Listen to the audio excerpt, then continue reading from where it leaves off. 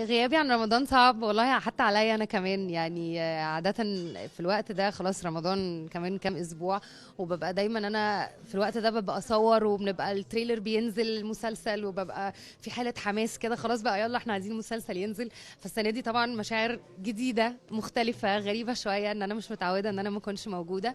ولكن بحمد ربنا طبعا على كل حاجة، ومقدرة قوي ان انا يبقى عندي وقت، ودي حاجة يعني، دي حاجه بقالها كتير قوي ما حصلتش.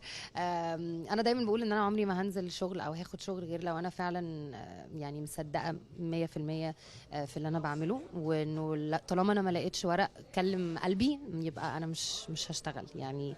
فانا بصراحه السنه دي ما لقيتش حاجه حسيت ان انا تستاهل ان انا اشتغل يعني تاني، فاتس اوكي سنه ونرجع لكم تاني السنه الجايه. تجربة المسرح كانت تجربة حلوة جدا جدا، اتبسطت بيها قوي. كان بقالي 15 سنة ما وقفتش على مسرح، ف يعني ما فيش رمضان، بس الحمد لله يعني في حاجة حلوة قوي برضو اتحققت لي من الناحية التانية يعني. فسناب شات كانت جميلة جدا، رياكشنز الناس كانت تحفة، الناس اتبسطت بيها قوي، وإن شاء الله مش هتبقى آخر مرة إن أنا أقف على المسرح يعني.